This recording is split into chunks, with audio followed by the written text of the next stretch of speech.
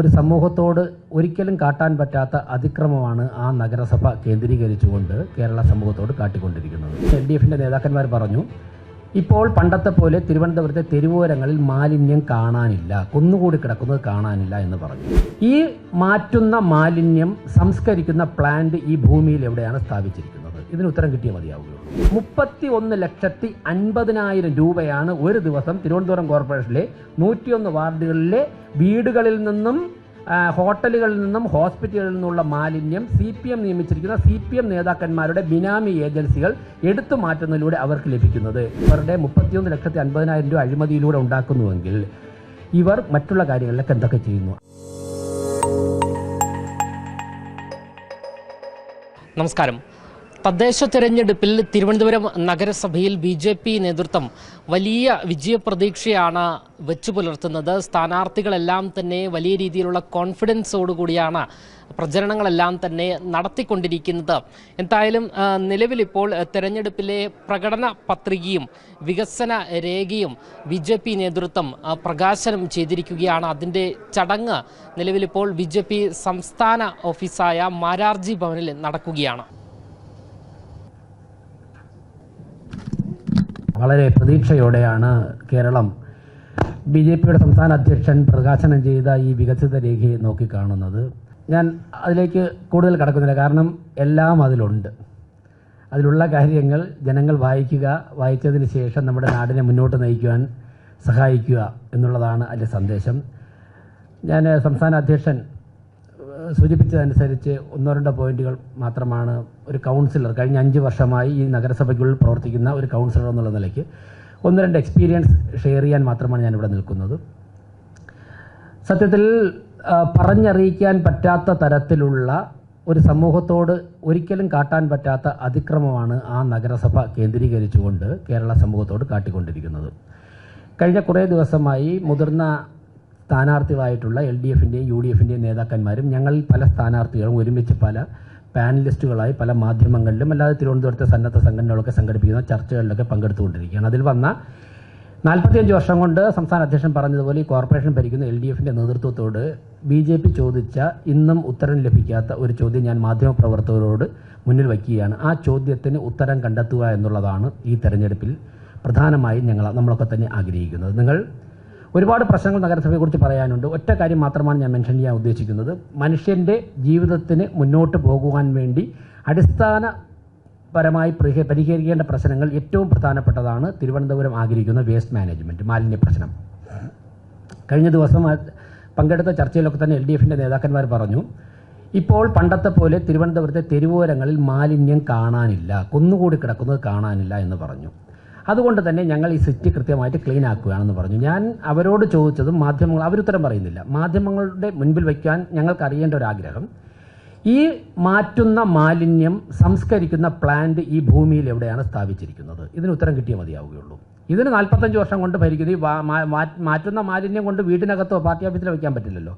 കാരണം തിരുവനന്തപുരത്ത് ഒരു ദിവസം 450 മുതൽ 500 ടൺ മാലിന്യമാണ് ഒരു ദിവസം ഉൽപ്പാദിപ്പിക്കുന്നത്. നമ്മുടെ കോർപ്പറേഷനിലെ 101 വാർഡുകളിലുമായി 450 മുതൽ 500 ടൺ മാലിന്യം പെർ ഡേ, പലതരത്തിലുള്ള പ്ലാസ്റ്റിക് ഉണ്ട്, ഫുഡ് വേസ്റ്റ് ഉണ്ട്, ഒക്കെ ഉണ്ട്.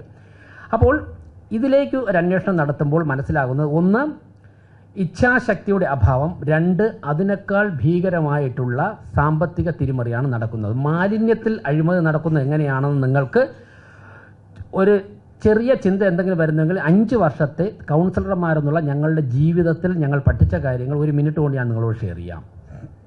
ഏറ്റവും കൂടുതൽ അഴിമതി നടക്കുന്ന ഒരു മേഖല മാലിന്യമാണ്. എങ്ങനെയാണ്? ഞാൻ നേരത്തെ പറഞ്ഞു, ഇത് കൃത്യമായിട്ടുള്ള കണക്കുകളുടെ അടിസ്ഥാനത്തിലാണ് മാധ്യമങ്ങളുടെ മുമ്പ് വളരെ ഉത്തരവാദിത്തോടെ എൻ്റെ പാർട്ടിയുടെ സംസ്ഥാന അധ്യക്ഷൻ്റെ മുമ്പിൽ വെച്ച് ഷെയർ ചെയ്യുന്നു. ഉത്തരവാദിത്തോടെ ഷെയർ ചെയ്യുന്നു. 450 മുതൽ 500 ടൺ വരെ മാലിന്യം ദിവസേന തിരുവനന്തപുരം കോർപ്പറേഷൻ ഉൽപ്പാദിപ്പിക്കുന്നുവെങ്കിൽ അതിൽ മാളുകൾ വരും, വീടുകൾ വരും, ആശുപത്രികൾ വരും, ചെറിയതും വലുതുമായിട്ടുള്ള ഹോട്ടലുകളൊക്കെ വരും. തിരുവനന്തപുരത്തെ ഒരു പ്രശസ്തമായ മാളിൽ ഒരു ദിവസം ഉൽപ്പാദിപ്പിക്കപ്പെടുന്ന മാലിന്യം 3 ടണ്ണാണ്. ഞാൻ അതിൻ്റെ പേര് പറയുന്നില്ല, നിങ്ങൾക്കെല്ലാം അറിയാമായിരിക്കും. അവിടെ വെച്ച് വിവാഹം നടക്കുന്നുവെങ്കിൽ ചിക്കൻ ബിരിയാണിയൊക്കെ കൊടുക്കുകയാണെങ്കിൽ അത് 5 ടൺ വരെ ആകാൻ സാധ്യതയുണ്ട്. 1 കിലോ മാലിന്യം എടുത്തു മാറ്റുന്നതിന് കോർപ്പറേഷൻ ഏർപ്പെടുത്തിയിരിക്കുന്ന ഏജൻസി, ഇതിൽ നല്ലൊരു ശതമാനം ഏജൻസികളും നടത്തുന്നത് CPM നേതാക്കന്മാരോ അവരുടെ ബിനാമികളോ ആണ്. 7 രൂപ കൊടുത്താണ് 1 കിലോ മാലിന്യം ഞാനൊരു ഹോട്ടൽ നടത്തണമെങ്കിൽ അവിടെ നിന്ന് 1 കിലോ മാലിന്യം എടുത്ത് മാറ്റണമെങ്കിൽ 7 രൂപ കൊടുക്കണം.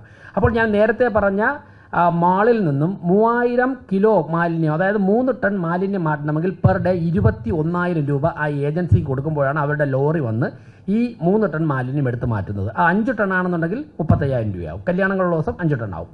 അങ്ങനെ കണക്കൂട്ടി നോക്കുക. 450 ടൺ മാലിന്യം ഇൻറ്റു പെർ kg 7 റുപ്പീസ് വെച്ച് വരികയാണെങ്കിൽ 31,50,000 രൂപയാണ് ഒരു ദിവസം തിരുവനന്തപുരം കോർപ്പറേഷനിലെ 101 വാർഡുകളിലെ വീടുകളിൽ നിന്നും ഹോട്ടലുകളിൽ നിന്നും ഹോസ്പിറ്റലുകളിൽ നിന്നുള്ള മാലിന്യം CPM നിയമിച്ചിരിക്കുന്ന CPM നേതാക്കന്മാരുടെ ബിനാമി ഏജൻസികൾ എടുത്തു മാറ്റുന്നതിലൂടെ അവർക്ക് ലഭിക്കുന്നത്. 6 or 7 ഏരിയ കമ്മിറ്റിക്കായിട്ട് ഡിവൈഡ് ചെയ്ത് കൊടുത്തിരിക്കുകയാണ്. അപ്പോൾ 31,50,000 രൂപ പെർ ഡേ അവരുടെ പോക്കറ്റിലേക്ക് വരുന്നുണ്ട്. ഇത് അഴിമതി നടക്കുന്ന ഒരു ഭാഗം.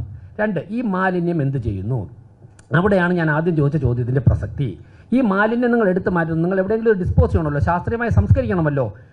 ഇവർ ഈ മാലിന്യം കൊണ്ടുവന്നിട്ട് പല ആളൊഴിഞ്ഞ സ്ഥലത്തിട്ട് ചാക്കിൽ മാലിന്യം നിറച്ച് നമ്മുടെ പാർവതി പുത്തനാർ, നമ്മുടെ കിള്ളിയാർ, നമ്മുടെ കരമനയാർ, നമ്മുടെ ആമഴഞ്ചാന്തോട് ഒഴിഞ്ഞു കിടക്കുന്ന വസ്തു ഇവിടെയൊക്കെ തന്നെ നിക്ഷേപിക്കുന്നു. അതുകൊണ്ട് തീർന്നില്ലെങ്കിൽ രാത്രി തമിഴ്നാടിൻ്റെ ബോർഡറുള്ള ചെക്ക് പോസ്റ്റിൽ കൈക്കൂലി കൊടുത്തും മദ്യം വാങ്ങിക്കൊടുത്തും അവിടുത്തെ ഉദ്യോഗസ്ഥന്മാരെ സ്വാധീനിച്ചുകൊണ്ട് ഈ മാലിന്യം കൊണ്ടുവന്ന് തമിഴ്നാട്ടിലെ തടാകങ്ങളിൽ നിക്ഷേപിക്കും. അങ്ങനെയാണ് മനോരമ ചാനലിൻ്റെ ജസ്റ്റിന തോമസ് എന്ന മാധ്യമപ്രവർത്തക തമിഴ്നാട്ടിൽ പോയി ആ മാലിന്യം കിടക്കുന്ന അറിഞ്ഞ് കണ്ടിട്ട് റെക്കോർഡ് ചെയ്തു. അവർ നോക്കിയപ്പോൾ RCCയിലെയും തിരുവനന്തപുരത്തെ പ്രശസ്തമായ പല ഹോട്ടലുകളുടെയും RCCയുടെ OP ടിക്കറ്റും അവിടുത്തെ ബില്ലുകളും കണ്ടെത്തുകയും തമിഴ്നാട്ടിലെ ഗ്രീൻ ട്രൈബ്യൂണൽ കണ്ടുപിടിച്ച് തിരുവനന്തപുരത്തെ ഹോട്ടലുകൾക്കും കോർപ്പറേഷനും ലക്ഷക്കണക്കിന് രൂപ പിഴ ഈടാക്കി ഒടുവിൽ JCB പോയിട്ട് ആ മാലിന്യം വാരി മാറ്റി തിരുവനന്തപുരത്ത് തിരിച്ചു കൊണ്ടുവരികയുണ്ടെന്ന ഒരവസ്ഥ ഉണ്ടായത്. അപ്പോൾ പെർ ഡേ 31,50,000 രൂപ CPM നേതാക്കന്മാർ ഈ മാലിന്യം എടുക്കുന്നതിലൂടെ പണം ഉണ്ടാക്കുകയും ഈ മാലിന്യം ചാക്കിൽ കെട്ടി നമ്മുടെ നാട്ടിലുള്ള ആറുകളിലും തോടുകളിലും ഒഴുക്കുകയും ചെയ്യുന്നു. അപകടകരമായ അവസ്ഥയാണ്. തമിഴ്നാട്ടിലെ പശുക്കൾ ഈ മാലിന്യം ക്യാൻസർ ആശുപത്രിയിൽ നിന്ന് കൊണ്ടുപോയി തള്ളിയ മാലിന്യം കഴിക്കുന്നുണ്ട്. ഈ പശുവിനെയാണ് അതിൻ്റെ പാലാണ് അവിടെയുള്ള ജനങ്ങൾ കുടിക്കുന്നത്. ഇതിനെയാണ് ബീഫാക്കിയിട്ട് ഇതിൻ്റെ കൂടെയുള്ള കാളയൊക്കെയാണ് ഇവിടെ കൊണ്ടുവന്നിട്ട് കേരളത്തിൽ വിൽക്കുന്നത്.